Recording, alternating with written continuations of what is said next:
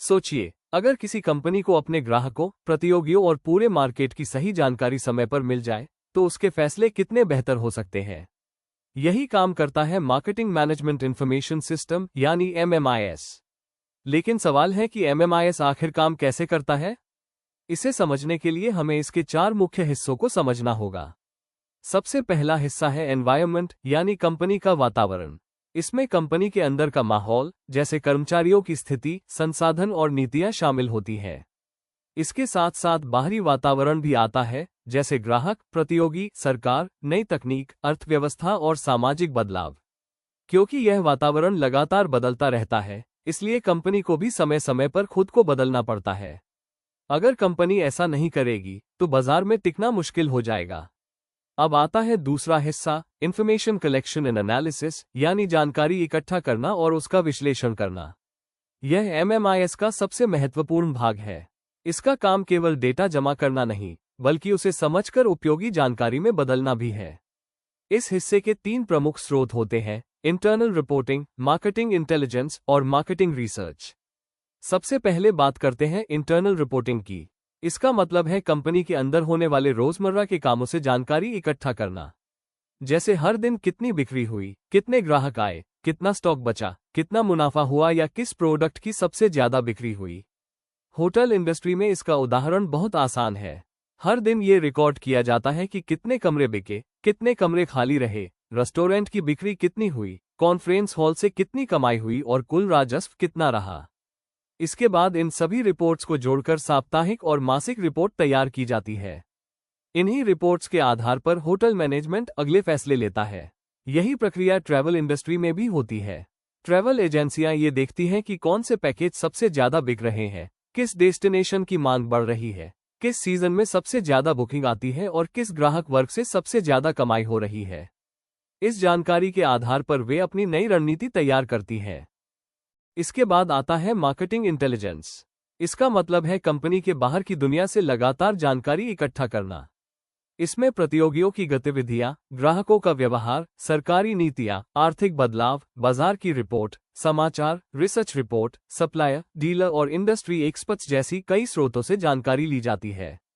लेकिन केवल जानकारी इकट्ठा करना ही काफी नहीं होता। सबसे जरूरी काम होता है उस जानकारी का सही विश्लेषण करना। उदाहरण के लिए, अगर देश की अर्थव्यवस्था तेजी से बढ़ रही है, तो पहली नज़र में यह अच्छी खबर लगती है। लेकिन अगर उसी समय महंगाई भी बहुत तेजी से बढ़ रही हो, तो लोगों की खरीदने की क्षमता कम हो सकती है। इसलिए हर जानकारी को सही संदर्भ में समझना बहुत जरूरी होता है। अब तीसरा हिस्सा आता है इंफॉर्मेशन सपोर्ट सिस्टम, यानी वो सिस्टम जो सही जानकारी सही व्यक्ति तक पहुंचाता है। पहले जो जानकारी इकट्ठा की गई और उसका विश्लेषण किया गया, उसे यहां सुरक्षित रखा जाता है और जरूरत पड़ने पर अलग अलग स्तर के मैनेजरों को उपलब्ध कराया जाता है। इस सिस्टम के 4 प्रमुख भाग होते हैं। पहला ट्रांजैक्शन प्रोसेसिंग सिस्टम TPS, जो रोजमर्रा के सभी लेन देन का रिकॉर्ड रखता है।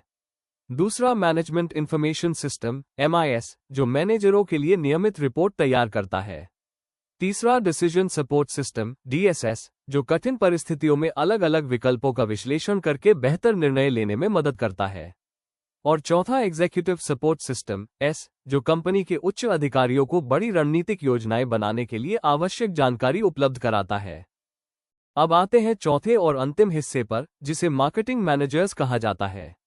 यही वे लोग होते हैं जो वास्तव में कंपनी के फैसले लेते हैं। चाहे वे टॉप लेवल मैनेजर हो, मिडिल लेवल मैनेजर हो या लोअर लेवल मैनेजर, सभी अपनी आवश्यकता के अनुसार इंफॉर्मेशन सपोर्ट सिस्टम से जानकारी प्राप्त करते हैं। इसके बाद वे उस जानकारी के आधार पर निर्णय लेते हैं और सिस्टम को ये भी बताते हैं कि जानकारी कितनी उपयोगी थी। इस फीडबैक की मदद से MMIS लगातार बेहतर होता रहता है। अगर पूरे सिस्टम को एक लाइन में समझें, तो सबसे पहले मार्केट और कंपनी के अंदर बाहर से जानकारी इकट्ठा की जाती है, फिर उसका विश्लेषण किया जाता है, उसके बाद उसे अलग अलग सिस्टम में सुरक्षित रखकर सही मैनेजर तक पहुंचाया जाता है, और अंत में मैनेजर उसी जानकारी के आधार पर बेहतर मार्केटिंग निर्णय लेते हैं। यही कारण है कि मार्केटिंग मैनेजमेंट इंफॉर्मेशन सिस्टम किसी भी कंपनी का दिमाग माना जाता है, क्योंकि सही जानकारी के बिना सही निर्णय लेना लगभग असंभव है, और सही निर्णय ही किसी भी बिजनेस की सफलता की सबसे मजबूत नींव होते हैं। अब तक हमने समझा कि MMIS जानकारी इकट्ठा करता है और मैनेजर तक पहुंचाता है। लेकिन कई बार ऐसी स्थिति आती है जब कंपनी के पास पहले से मौजूद जानकारी पर्याप्त नहीं होती। तब जरूरत पड़ती है मार्केटिंग रिसर्च की। मार्केटिंग रिसर्च का मतलब केवल सर्वे करना नहीं है। इसका असली उद्देश्य किसी विशेष समस्या का समाधान ढूंढने के लिए व्यवस्थित तरीके से जानकारी इकट्ठा करना, उसका विश्लेषण करना और उसके आधार पर सही निष्कर्ष निकालना होता है। मान लीजिए किसी ट्रैवल कंपनी की बुकिंग अचानक कम होने लगी। अब केवल ये जान लेना कि बिक्री कम हो गई है काफी नहीं है। असली सवाल ये है कि आखिर ऐसा क्यों हुआ? क्या प्रतियोगियों ने बेहतर ऑफर दे दिए? क्या ग्राहकों की पसंद बदल गई? या फिर मार्केट में कोई नया ट्रेंड आ गया? इन सभी सवालों के जवाब मार्केटिंग रिसर्च के माध्यम से खोजे जाते हैं। मार्केटिंग रिसर्च तब की जाती है जब मैनेजर को किसी खास समस्या के बारे में अतिरिक्त जानकारी चाहिए होती है। कई बार यह जानकारी कंपनी की पुरानी रिपोर्ट या मार्केटिंग इंटेलिजेंस से मिल जाती है। लेकिन अगर वहां से जवाब नहीं मिलता तो फिर अलग से रिसर्च करनी पड़ती है। अब जानते हैं कि मार्केटिंग रिसर्च की पूरी प्रक्रिया कैसे चलती है। सबसे पहला चरण होता है प्रोजेक्ट डेफिनेशन, यानी सबसे पहले ये तय किया जाता है कि वास्तव में समस्या क्या है और रिसर्च का उद्देश्य क्या होगा। इस चरण में मैनेजर और रिसर्चर मिलकर बैठते हैं और स्पष्ट करते हैं कि आखिर किस प्रश्न का उत्तर चाहिए। साथ ही यह भी देखा जाता है कि क्या रिसर्च करना वास्तव में जरूरी है या जानकारी पहले से ही कहीं उपलब्ध है। अगर रिसर्च की जरूरत साबित हो जाती है तभी अगला कदम उठाया जाता है। उदाहरण के लिए, अगर किसी कंपनी की बिक्री लगातार कम हो रही है तो प्रोजेक्ट का उद्देश्य ये हो सकता है कि नए ग्राहकों की जरूरतों को समझा जाए, नए प्रोडक्ट की संभावना तलाश की जाए या ये पता लगाया जाए कि प्रतियोगियों की कौन सी रणनीति ज्यादा सफल हो रही है। इसके बाद आता है रिसर्च डिजाइन। इसे रिसर्च का ब्लूप्रिंट या पूरा रोडमैप कहा जा सकता है।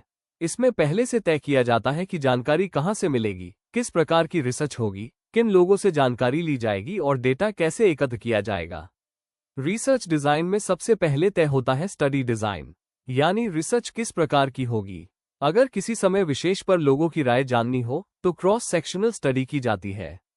अगर किसी बदलाव का असर देखना हो, जैसे किसी विज्ञापन अभियान से पहले और बाद में ग्राहकों की सोच में क्या बदलाव आया, तो बिफोर आफ्टर स्टडी की जाती है। अगर किसी प्रयोग के माध्यम से यह समझना हो कि किसी विशेष बदलाव का क्या प्रभाव पड़ता है तो एक्सपेरिमेंटल स्टडी की जाती है। उदाहरण के लिए, एक ही टूर पैकेज अलग अलग कीमतों पर बेचकर यह देखा जा सकता है कि बिक्री पर क्या असर पड़ता है। और अगर कई वर्षों के डेटा का अध्ययन करना हो ताकि भविष्य का अनुमान लगाया जा सके तो हिस्टोरिकल स्टडी की जाती है। पर्यटन उद्योग में भविष्य की मांग का अनुमान लगाने के लिए इस प्रकार की रिसर्च बहुत उपयोगी होती है।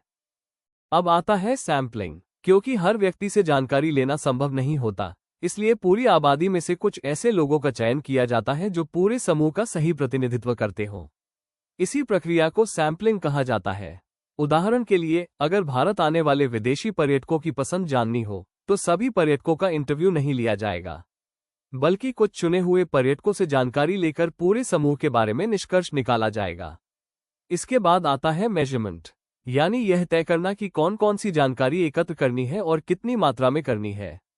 जरूरत से ज्यादा जानकारी समय और पैसे दोनों की बर्बादी करती है, जबकि कम जानकारी सही निष्कर्ष तक नहीं पहुंचा पाती।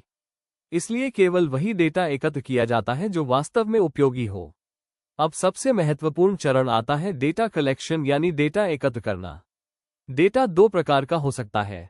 पहला है प्राइमरी डेटा। यह वो जानकारी होती है जिसे रिसर्च के लिए पहली बार सीधे लोगों से एकत्र किया जाता है, जैसे सर्वे, इंटरव्यू, प्रश्नावली या व्यक्तिगत बातचीत। दूसरा है सेकेंडरी डेटा। यह वो जानकारी होती है जो पहले से किसी अन्य उद्देश्य के लिए एकत्र की जा चुकी होती है और जिसे बाद में रिसर्च में उपयोग किया जाता है, जैसे सरकारी रिपोर्ट, पर्यटन मंत्रालय के आंकड़े, उद्योग रिपोर्ट, वेबसाइट, रिसर्च जर्नल और समाचार पत्र। इन सभी चरणों के पूरा होने के बाद डेटा का एनालिसिस और इंटरप्रिटेशन किया जाता है, यानी एकत्र की गई जानकारी को समझा जाता है, उसमें पैटर्न खोजे जाते हैं और ये देखा जाता है कि समस्या का असली कारण क्या है। अंत में पूरी रिसर्च के आधार पर कंक्लूजन और रिपोर्ट तैयार की जाती है। यही रिपोर्ट मैनेजरों को बताती है कि आगे कौन सी रणनीति अपनानी चाहिए और कौन सा निर्णय कंपनी के लिए सबसे बेहतर रहेगा।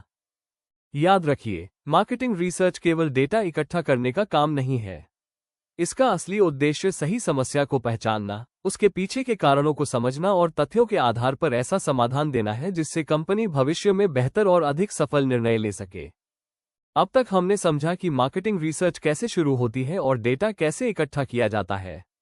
लेकिन सवाल ये है कि आखिर यह डेटा आता कहाँ से है और रिसर्च पूरी होने के बाद उसकी रिपोर्ट कैसे तैयार की जाती है।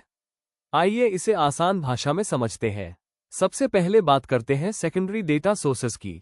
सेकेंडरी डेटा वह जानकारी होती है जो पहले से किसी और उद्देश्य के लिए इकट्ठा की जा चुकी होती है, लेकिन बाद में रिसर्च के लिए उपयोग की जाती है। इसका सबसे बड़ा फायदा यह है कि इससे समय और पैसे दोनों की बचत होती है। सबसे पहला स्रोत है गवर्नमेंट रिकॉर्ड्स यानी सरकारी रिकॉर्ड। इसमें जनगणना, सर्वे रिपोर्ट, पर्यटन मंत्रालय के आंकड़े, सरकारी नीतियां, नियम, आर्थिक रिपोर्ट और सांख्यिकीय डेटा शामिल होते हैं। पर्यटन उद्योग में भारत सरकार के पर्यटन मंत्रालय की रिपोर्ट, आरबीआई की रिपोर्ट और अन्य सरकारी आंकड़े बहुत महत्वपूर्ण माने जाते हैं। दूसरा स्रोत है इंडिपेंडेंट ऑर्गेनाइजेशंस यानी स्वतंत्र संस्थाएं। कई राष्ट्रीय और अंतर्राष्ट्रीय संगठन समय समय पर रिसर्च करते रहते हैं। उदाहरण के लिए United Nations World Tourism Organization (UNWTO) जैसी संस्थाएं विश्व पर्यटन से जुड़ी महत्वपूर्ण जानकारी उपलब्ध कराती हैं। तीसरा स्रोत है प्राइवेट ऑर्गेनाइजेशंस। कई निजी कंपनियां अपने व्यवसाय के लिए लगातार डेटा इकट्ठा करती हैं।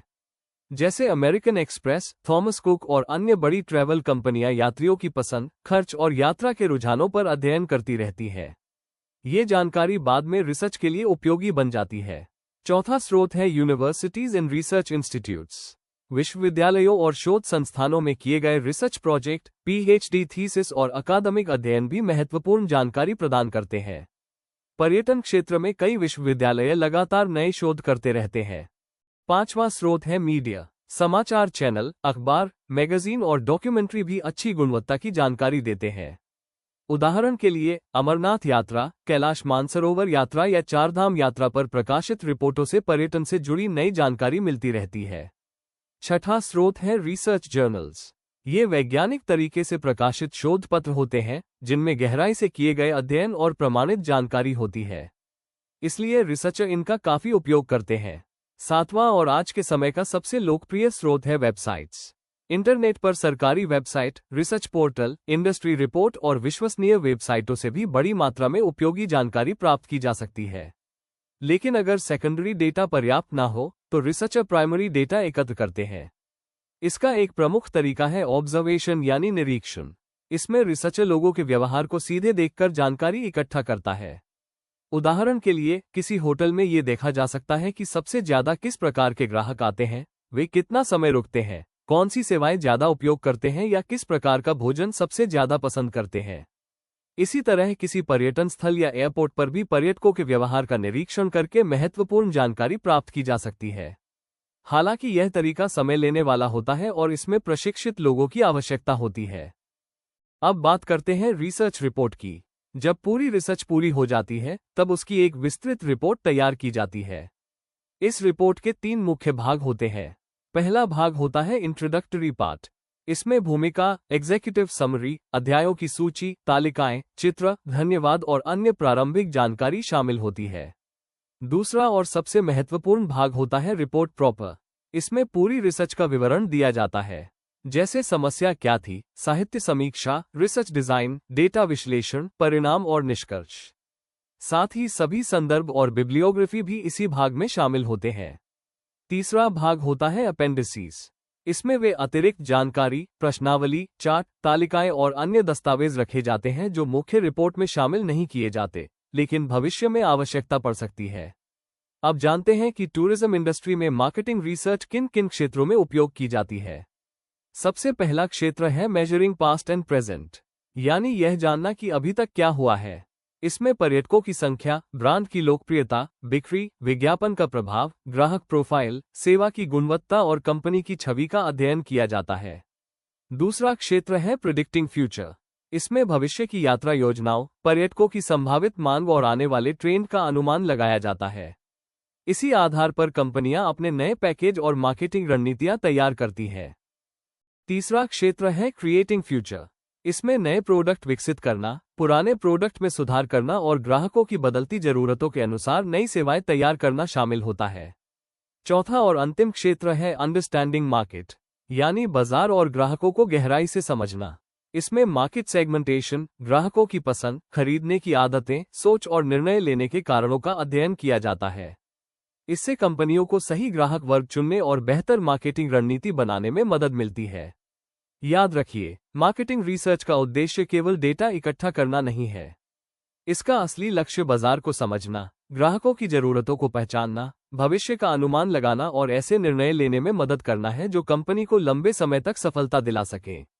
यही कारण है कि आज हर बड़ी कंपनी अपनी रणनीति बनाने से पहले मार्केटिंग रिसर्च को सबसे महत्वपूर्ण कदम मानती है।